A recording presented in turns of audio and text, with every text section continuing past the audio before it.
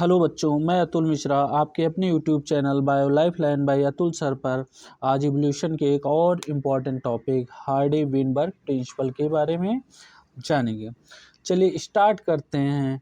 Hardy Weinberg principal क्या start करते हैं बेटा? Hardy Weinberg principal. अगर हम बात करें हार्डी विनबर्ग प्रिंसिपल क्या था, तो पहली बात की जाती है तो ये बात की जाती है बेटा लार्ज पॉपुलेशन के बारे में। किसके बारे में? Large population. जो कि क्या करता है? फाइंड करता है किसको बेटा? फ्रीक्वेंसी ऑफ एलील और जीन और लोकस। लार्ज पॉपुलेशन जिसमें क्या फाइंड की जाती है बेटा? फ्रीक्वेंसी। किसकी फ्रीक्वेंसी? वहाँ के एलील्स की, जीन की या पार्टिकुलर लोकस की। क्लियर है? हार्डी विनबर्ग का प्रिंसिपल कहता है, क्या बताता है बेटा? समझिए। Allele frequency in a population are stable and is constant from generation to generation. ये क्या कहता है बेटा? जो एलील फ्रीक्वेंसी है वो क्या करती है? पहली बात, एलील फ्रीक्वेंसी किसकी? हमेशा याद रखना बेटा, अगर हार्डी विनबर्ग प्रिंसिपल की बात कर रहे हैं तो किसकी? Large population. जो फ्रीक्वेंसी है allelic frequency of large population क्या होती है? कांस्टेंट होती है एक जनरेशन से दूसरे जनरेशन तक। अभी हम आगे समझाते हैं, पहले समझिए। दूसरा पॉइंट, जीन पूल भी क्या होता है बेटा? कांस्टेंट होता है। कौन कांस्टेंट होता है? Gene pool also constant. अब जीन पूल क्या है बेटा? Total genes and their allele in a population is called gene pool. Gene pool क्या है बेटा? टोटल जीन और their allele in a population called gene pool. यानी जीन पूल क्या कहते हैं? किसी पॉपुलेशन में जितने सारे कौन प्रेजेंट हैं, एलील प्रेजेंट हैं और या जीन प्रेजेंट है, उन्हें हम क्या बोलते हैं बेटा? Gene pool. ठीक है, तो जीन पूल कांस्टेंट होता है और कांस्टेंट क्या होता है? फ्रीक्वेंसी जनरेशन टू जनरेशन क्या होती है? कांस्टेंट। याद रखना है किसकी बात हो रही है? हमेशा लार्ज पॉपुलेशन की बात करेंगे जब हम बात करेंगे किसकी? हार्डी विनबर्ग प्रिंसिपल की। क्लियर है? नेक्स्ट पॉइंट, अगर हम यहीं पे नेक्स्ट पॉइंट की बात करें बेटा इसके, तो बात करेंगे sum total of all allelic frequency is 1। अगर हम टोटल किए करें, किसको करें? जितनी भी एलीलिक फ्रीक्वेंसी हैं तो इक्वल टू किसके बराबर होगी? 1 के। ठीक है बेटा, इसका मतलब होता है एलीलिक फ्रीक्वेंसी जब टोटल 1 के बराबर हो रही है, यानी उसमें कोई भी चेंजमेंट नहीं हो रहा है। जितना इनिशियल है उतना फाइनल, यानी फाइनल 1 है तो इनिशियल भी क्या होगा? 1 ही होगा टोटल ऐड करने पे। क्लियर? तो यानी उसमें भी कोई चेंजमेंट नहीं आ रहा है। चेंजमेंट मतलब वेरिएशन नहीं हो रहा। वेरिएशन नहीं हो रहा है तो उसमें क्या नहीं होगा बेटा? एवोल्यूशन। यानी इसमें क्या होता है? एवोल्यूशन एब्सेंट होता है। क्लियर है? तो हार्डी विनबर्ग प्रिंसिपल में इंपॉर्टेंट पॉइंट याद रखना क्या है? एवोल्यूशन एब्सेंट होता है। क्लियर? अब फर्स्ट 2 पॉइंट, यानी जो एलील फ्रीक्वेंसी लार्ज पॉपुलेशन क्या थी बेटा? कांस्टेंट थी, और दूसरा जीन पूल कांस्टेंट था। अब आते हैं हम इन दोनों को समझते हैं। ठीक बेटा,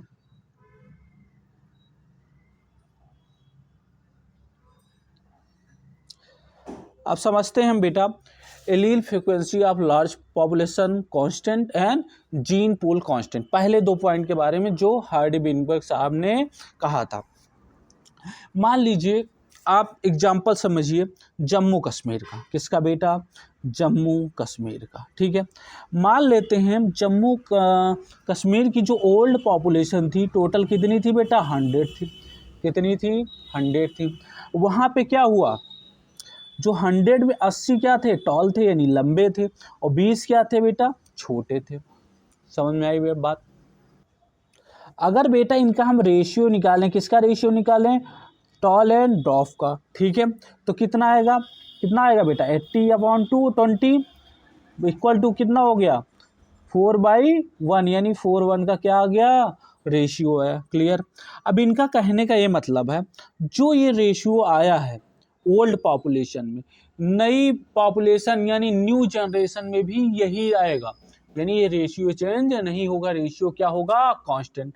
मान लीजिए जम्मू कश्मीर के लोगों ने क्या करा? रिप्रोडक्शन किया, रिप्रोड्यूस किया, आगे बढ़ी जनरेशन। ठीक है, पॉपुलेशन क्या हो गई बेटा? वहाँ की इंक्रीज 100 से बढ़कर 300 हो गई टोटल पॉपुलेशन। ठीक है बेटा, ये जो न्यू पॉपुलेशन या न्यू जनरेशन हुआ इसमें कितने पॉपुलेशन है बेटा? Total 300 population.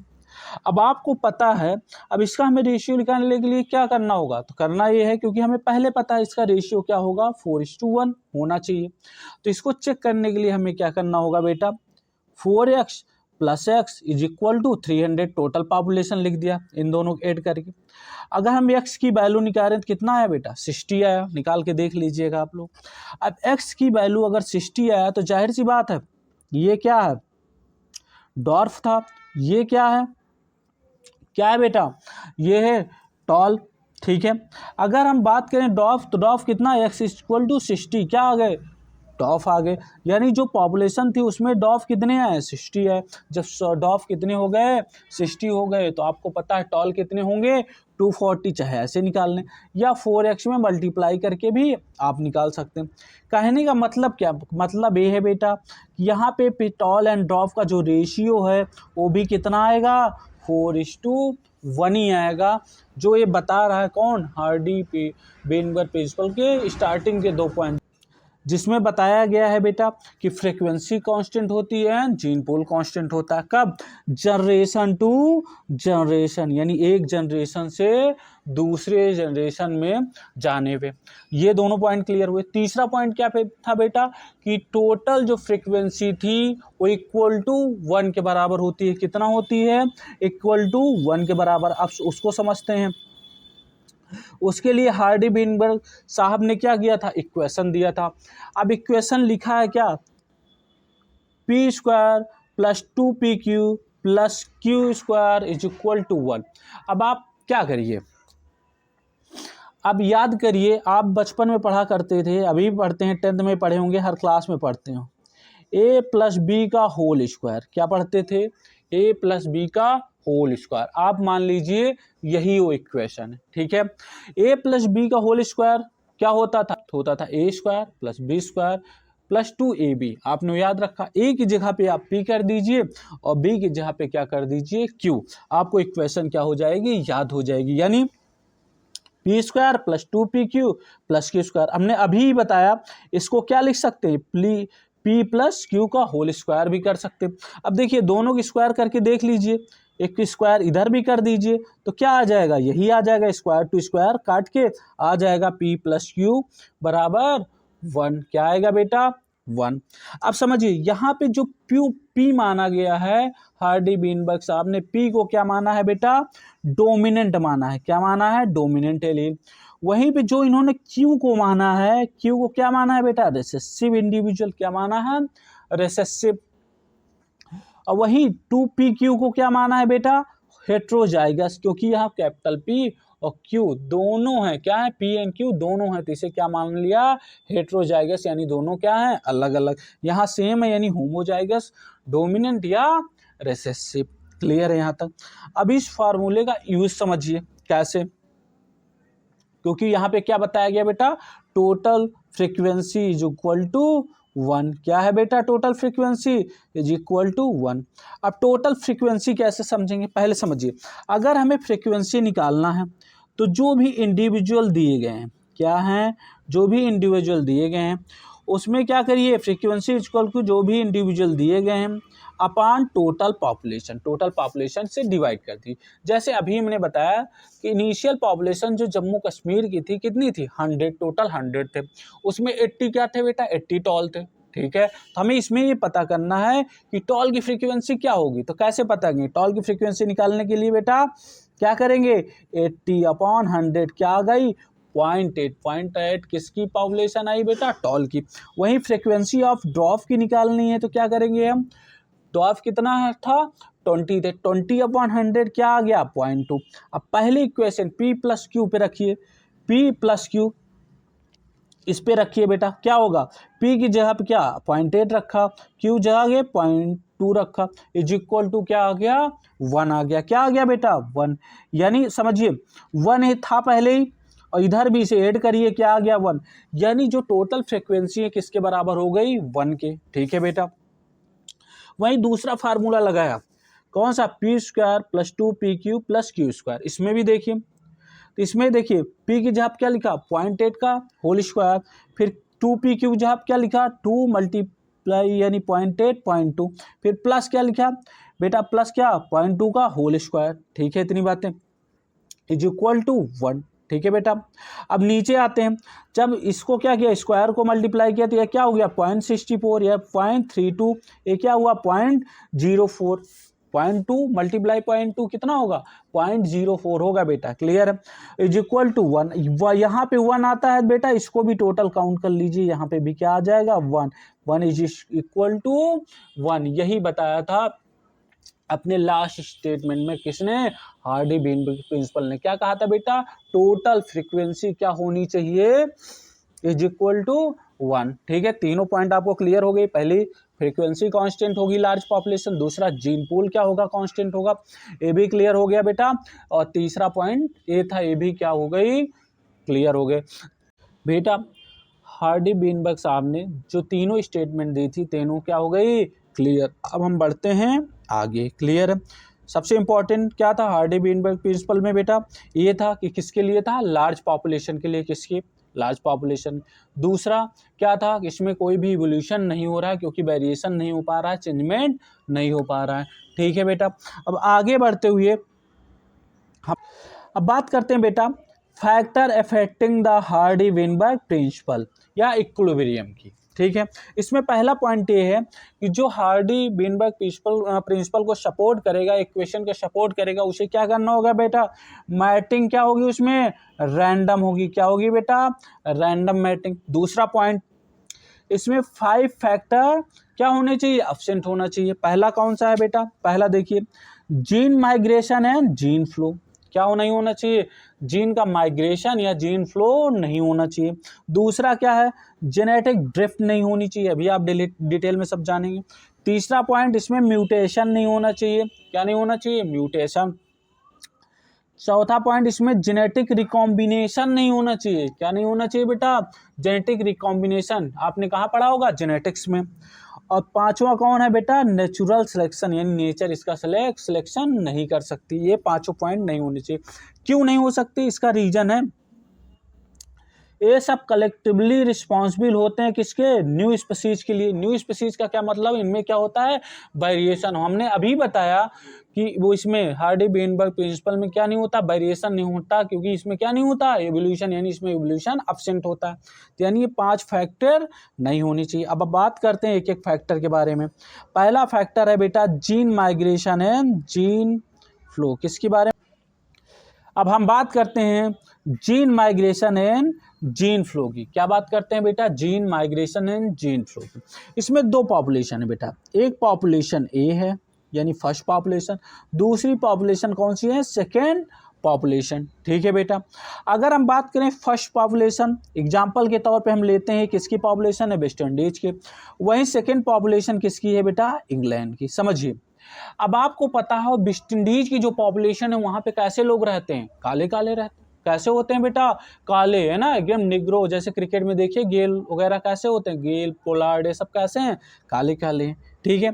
वहीं पे इंग्लैंड की बात करें, किसकी बात करें बेटा, इंग्लैंड की, तो वहां के लोग कैसे होते हैं, एकदम गोरे यानी व्हाइट होते हैं। क्या होते हैं बेटा, व्हाइट, रेड कलर उनकी स्किन से झलकता है ना। क्लियर है इतनी बातें बेटा। अभी आप वेस्ट इंडीज की पॉपुलेशन में जो ये रेड कलर दिख रहा है इग्नोर करिए, ठीक है बेटा। अब इसमें देखिए कि इसमें क्या है, ब्लैक पॉपुलेशन है, क्या है, ब्लैक पॉपुलेशन, यानी पूरे वेस्ट इंडीज में कैसे लोग हैं, ब्लैक लोग हैं। वहीं इंग्लैंड में क्या है, रेड कलर की पॉपुलेशन है, क्या है, रेड कलर की पॉपुलेशन है, अलग अलग पॉपुलेशन। अब क्या किए, इंग्लैंड वाले शादी करने लगे किससे बेटा, वेस्ट इंडीज से, और वेस्ट इंडीज वाले शादी किससे करने लगे, इंग्लैंड वाले से, यानी सेकेंड पॉपुलेशन से। क्लियर बेटा। तो यहाँ की पॉपुलेशन कुछ पहुंच गई कहाँ पे, वेस्ट इंडीज। मान लो वेस्ट इंडीज वालों ने इंग्लैंड से शादी की, अब उनकी पॉपुलेशन में क्या आई, वाइफ लेके आए इंग्लैंड से, और यहाँ पे क्या हुए, कुछ लोग इंग्लैंड के तरीके क्या होने लगे, रेड कलर के। कैसे होने लगे बेटा, रेड होने लगे, ठीक है। ब्लैक भी हैं, रेड भी हैं, यानी इसमें क्या हुआ, चेंजमेंट होने लगा। वहीं इंग्लैंड वाले वेस्ट इंडीज को लेके आए तो इसमें भी क्या, रेड के साथ साथ क्या, काले लोग भी यहाँ पे पहुंचने लगे। ठीक है, यानी यहाँ पे भी चेंज हुआ सेकेंड पॉपुलेशन में और फर्स्ट पॉपुलेशन में, दोनों जगह पे चेंज हो रहा है। क्यों हो रहा है? क्योंकि माइग्रेशन हो रहा है। क्या हो रहा है? माइग्रेशन। तो migration of a section of a population to another population, एक पॉपुलेशन से दूसरे पॉपुलेशन में क्या हो रहा है? माइग्रेशन। अब माइग्रेशन हो रहा है तो इसमें क्या हो रहा है बेटा? चेंज हो रहा है। यानी चेंज किस में हो रहा है? जीन की फ्रीक्वेंसी। कौन चेंज हो रही है? फ्रीक्वेंसी चेंज हो रही है। फ्रीक्वेंसी चेंज हो रही है यानी जीन पूल चेंज हो रहा है। कौन चेंज हो रहा है बेटा? जीन पूल चेंज हो रहा है। कौन कौन सा? वर्जिनल भी चेंज हो रहा है ये, और न्यू पॉपुलेशन यानी सेकेंड पॉपुलेशन में भी चेंजमेंट आ रहा है। लेकिन हार्डी बीनबर्ग साहब ऐसा नहीं चाहते थे, है ना, तो वहां पे कोई भी चेंजमेंट नहीं हो रहा है, लेकिन यहाँ पे भी चेंज हो रहा है। और यही माइग्रेशन कई बार हो जाए, मल्टीपल टाइम क्या हो जाए? जीन माइग्रेशन, तो उसी को हम क्या बोल देते हैं? Gene flow. कई बार क्वेश्चन पूछा गया है, what is gene flow? Multiple time of gene migration is called gene flow. Clear है बेटा?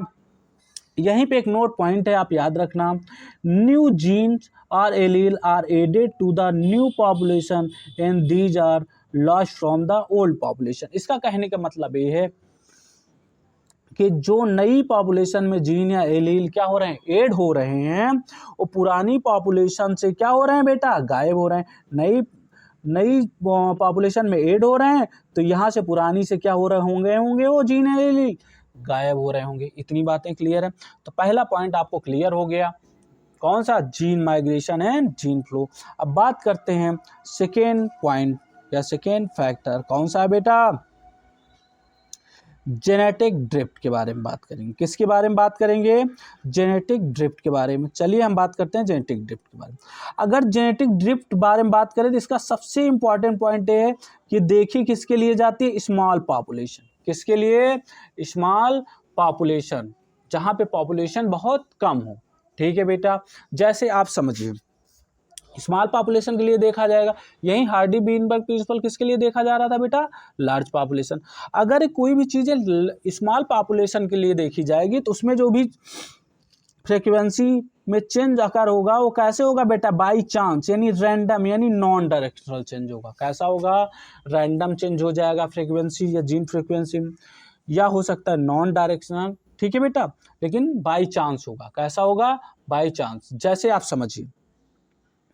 समझिए उड़ीसा में क्या आती है बेटा? बाढ़ आती है। उड़ीसा क्या पूरी उड़ीसा में आता है? नहीं, एक पार्टिकुलर जगह में क्या आती है? बाढ़। जब वहाँ पे बाढ़ आएगी तो कुछ लोग क्या हो जाएंगे बेटा? वहाँ से गायब हो जाएंगे। क्या गायब होने का मतलब? एक जगह दूसरी जगह ट्रांसफर हो जाएंगे, है ना।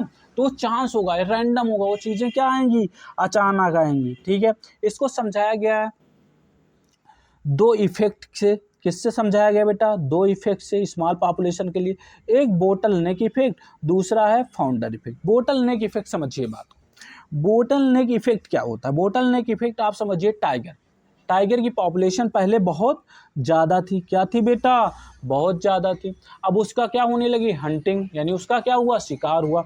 धीरे धीरे जब टाइगर की क्या हुआ बेटा? शिकार हुआ, यानी उसकी हंटिंग हुई, तो धीरे धीरे उसकी पॉपुलेशन की साइज क्या हुई? कम होती चली गई। क्या हो गई बेटा?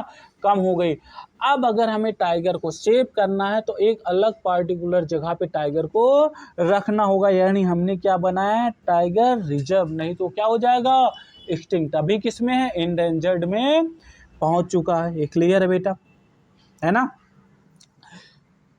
लेकिन एक चीज और ये बताता है बोटल नेक, मान लीजिए जो टाइगर अब बचे होंगे तो वो पहले वाले से अच्छी वैरायटी के होंगे। कैसे होंगे? अच्छी वैरायटी के होंगे, तभी तो सरवाइव कर रहे हैं। जो इन्वायरमेंट से नहीं लड़ पाए वो क्या कर गए बेटा? मर गए। क्या कर गए बेटा? मर गए।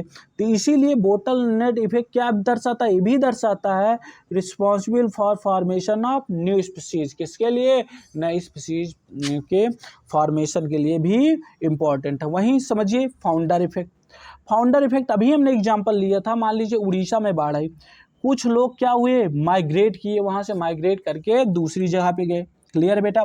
माइग्रेट करके मान लीजिए टोटल कितने लोग गए वहां पे? 4 लोग। कितने लोग बेटा? 4 लोग। अब यही 4 लोग जब नई जगह पे, मान लीजिए लोग उड़ीसा से चले यूपी में पहुंच गए। कहाँ पे पहुंच गए? यूपी में। यहाँ पे क्या किया बेटा? रिप्रोडक्शन करके अपनी पॉपुलेशन बढ़ाते रहे। ठीक है, लेकिन फाउंडर किन्हें माना जाएगा?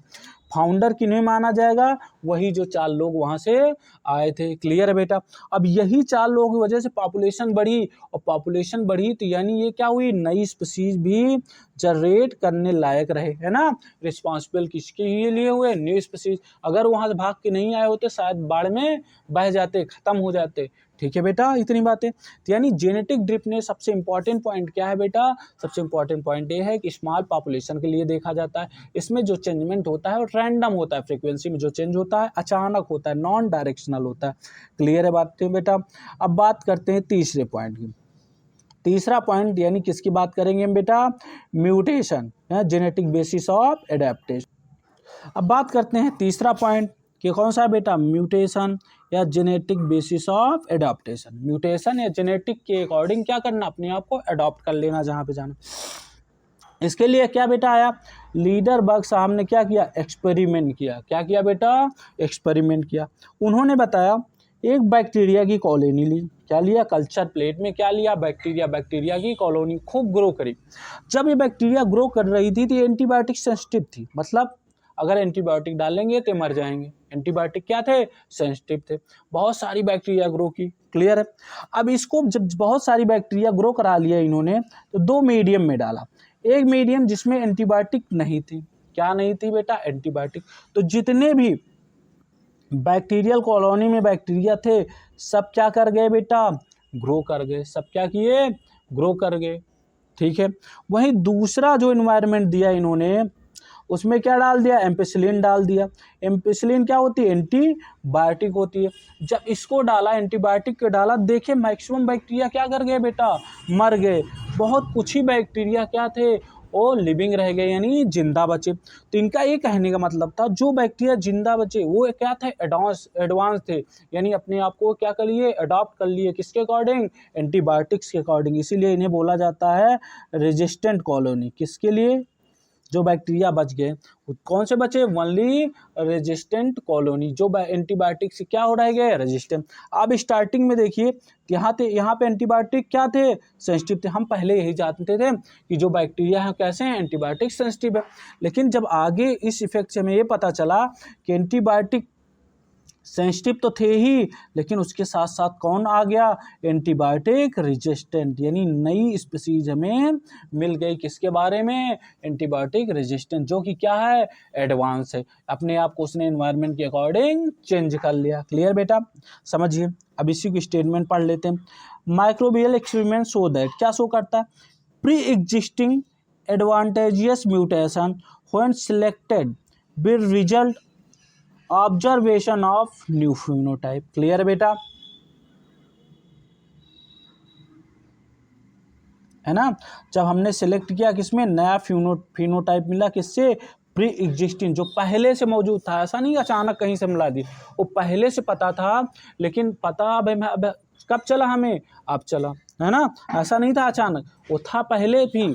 जैसे आपका एग्जाम, आपको हम पूरे साल भर पढ़ाएं, ठीक है, आपको एग्जाम कभी न लें, ठीक है। एग्जाम नहीं लेंगे तो सारे बच्चे क्या आ रहे हैं, बढ़िया स्कूल में आ रहे हैं, पढ़ रहे हैं, मुझे लग रहा है बच्चे बहुत पढ़ रहे हैं।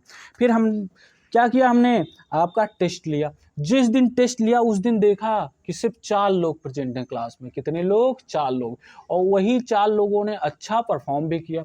जब 4 लोग ही बचे क्लास में और सब गायब हो गए तो जाहिर सी बात है मेन एग्जाम में भी वही 4 लोग आगे जाएंगे और सब क्या हो जाएंगे, मारे जाएंगे। मारे जाने का मतलब है कि एग्जाम में क्या हो जाएंगे, फेल हो जाएंगे, या उनके रिजल्ट क्या हो जाएंगे बेटा, खराब हो जाएंगे। क्लियर है इतनी बातें। दूसरा point, over few generation this would be result in speciation. अगर यही प्रोसेस आगे चलती रही कई जनरेशन, क्योंकि उन्होंने कॉलोनी कल्चर कई जनरेशन में कराया, तो किस में कन्वर्ट हो जाएंगे, नई स्पीसीज। कौन सी नई स्पीसीज यहाँ पाई, एंटीबायोटिक रेजिस्टेंट। फिर एक नोट पॉइंट जो बहुत इंपॉर्टेंट है, जो ये नया इन्वायरमेंट आया है वो डज नॉट इंड्यूस म्यूटेशन, या म्यूटेशन करने के लिए नहीं है। ये क्या था, it is only selects the preadaptive mutation that अगर ईएलडीएल। ठीक है, ये जो पहले प्रेजेंट था वही अब आया है। आई होप ये आपको समझ में आ गया होगा। अब बढ़ते हैं आगे। नेक्स्ट पॉइंट कौन था बेटा, नेचुरल सिलेक्शन। क्या था? Natural selection. अगर हम बेटा बात करें नेचुरल सिलेक्शन की, किसकी? Natural selection. अब जिसको नेचर सेलेक्ट करेगी यानी वो एक जनरेशन से दूसरे जनरेशन में जाएगा, और जब दूसरे जनरेशन में जाएगा कैसे जाएगा? क्योंकि नेचर उसे सिलेक्ट कर रही है, और नेचर सेलेक्ट किसको करेगी? जो बेटर होगा, जो फिट होगा, और जो फिट होगा वो क्या करेगा? सर्वाइव करेगा, और जब सर्वाइव करेगा तो क्या करेगा बेटा? रिप्रोड्यूस करेगा और leave greater number of progeny.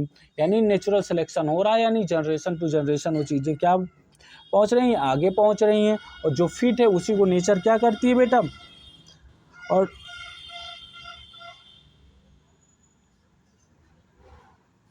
जो फिट है बेटा, और जो फिट है बेटा उसी को नेचर आगे क्या करती है? सिलेक्ट करती है, और जब नेचर सेलेक्ट करेगी तो क्या रहेगा बेटा? सर्वाइव करेगा, और सर्वाइव करेगा तो रिप्रोड्यूस करेगा, है ना, आगे चल के, और बहुत सारे प्रोजेनी बना देगा। अब नेचुरल सिलेक्शन के अगर एग्जाम्पल की बात करें कौन कौन से हैं? इंडस्ट्रियल मेलेनिज्म आपने पढ़ा होगा। ये क्या होता है? हमने बताया था कब बेटा? Before industrialisation and after industrialisation.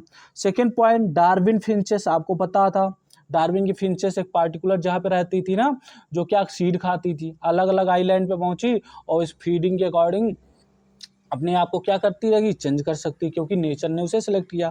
दूसरा क्या होता है बेटा? Evolution of pesticide resistant mosquito. Mosquito को देखिए, स्टार्टिंग में क्या होता था? एक कॉइल लाते थे, जलाते थे, मच्छर भाग जाते थे, लेकिन धीरे धीरे क्या हुआ? मच्छर ने अपने आप को अडॉप्ट किया। अब कॉइल की जगह क्या लेके आए? लिक्विड लेके आए।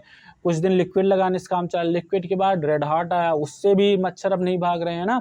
अब उसके लिए अगरबत्ती आती है, मच्छर मार अगरबत्ती जो भी नाम हो उसका, वो आती है, उसको लाते हैं, तब कहीं जाके मच्छर भागते हैं। क्लियर है? यानी अपने आप को क्या कर रहे हैं? अडॉप्ट कर रहे हैं। नेक्स्ट पॉइंट बेटा, एंटीबायोटिक रेजिस्टेंट माइक्रोब। अभी आप देख ले रहे हैं एंटीबायोटिक रेजिस्टेंट माइक्रोब को भी क्या करेगी? नेचर सेलेक्ट, क्योंकि वो एडवांस है बेटा। और लास्ट पॉइंट कौन था? Sickle cell anaemia. ये सब एग्जांपल हैं नेचुरल सिलेक्शन के। ठीक है बेटा, अब आपकी एनसीईआरटी में एक डायग्राम दिया गया है नेचुरल सिलेक्शन को लेकर, उसे हम समझते हैं। ठीक है,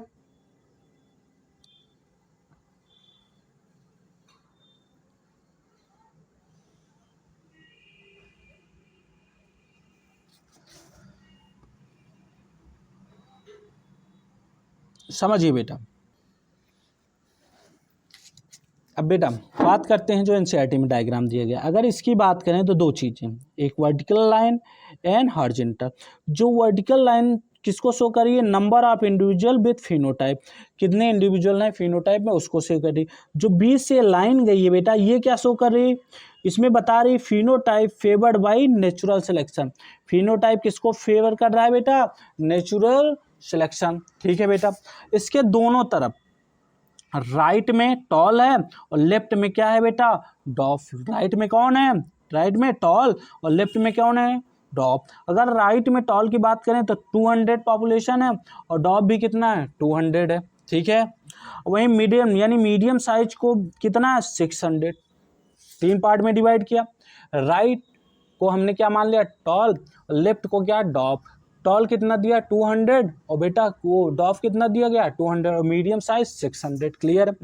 अब अगर इसे क्या रहना? स्टेबलाइज रहना है, तो इसमें से दोनों तरफ से प्रेशर लगे, इधर राइट से भी इनसाइड प्रेशर लगे और इधर लेफ्ट से भी इनसाइड प्रेशर लगे। जाहिर सी बात है दोनों तरफ अगर प्रेशर लग रहा है तो पीक क्या होगा? ऊपर की तरफ जाएगा। पीक किधर जाएगा? ऊपर के, और नैरो होता जाएगा। ठीक है बेटा, और फिनोटाइप के जो फिनोटाइप है वो आगे बढ़ता चला जाएगा ऊपर की तरफ।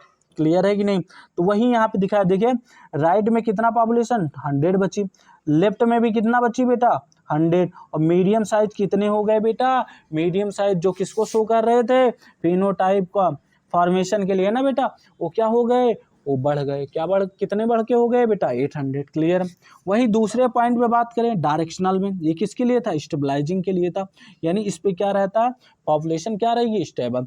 अब क्या होगी? डायरेक्शन। डायरेक्शन का जाहिर सी मानता है किसी पार्टिकुलर डायरेक्शन में मूव कर जाना। ठीक है, यहाँ पे भी तीनों कंडीशन यही होंगे, राइट, लेफ्ट एंड मिडिल। ठीक है बेटा, अगर हम बात करें इसमें, तो इसमें क्या होगा? पीक क्या होगा बेटा, एक डायरेक्शन में चला जाएगा, किधर चले जाएगा, वन साइड क्यों चले जाएगा, पीक किधर जा रहा है, वन डायरेक्शन यानी इधर जा रहा है। क्यों इधर जा रहा है, उसका रीजन समझिए कि जो पॉपुलेशन होगी राइट की वो बढ़ गई है, क्या हो गई है, बढ़ गई है। लेफ्ट की पॉपुलेशन क्या हो रही है, कम हो रही है, और मीडियम साइज की भी पॉपुलेशन कम हो रही है। क्लियर है बेटा। तो फिनोटाइप की जो स्ट्रेट लाइन थी एक पार्टिकुलर डायरेक्शन में शिफ्ट हो गई, और ये जो पीक था पीक एक अलग डायरेक्शन में हो गया। ठीक है, पीक किधर चला गया, दूसरी तरफ चला गया। ठीक है बेटा। वही तीसरा डिस्ट्रक्टिव की बात करें, अगर किसकी बात करें, डिस्ट्रक्टिव की, तो उसमें क्या होगा बेटा, उसमें ये क्या करेगा, दोनों तरफ मूव कर जाएगा। मीडियम साइज, जो मीडियम साइज था ट्री वो दोनों तरफ चला गया। 200 का 400 इधर हो गया, 400 इधर हो गया, और जाहिर सी बात है जब दोनों तरफ मूव कर गया तो कितने पीक बन गए, 2 पीक फॉर्म हो गए, और 2 पीक फॉर्म कर गए यानी क्या हो रहा है, म्यूटेशन। क्या हो रहा है बेटा, म्यूटेशन। आई होप बेटा आपको हार्डी वीनबर्ग प्रिंसिपल समझ में आया होगा। अगर ये टॉपिक समझ में आया है तो लाइक करिए, शेयर करिए एंड सब्सक्राइब करिए। Thank you.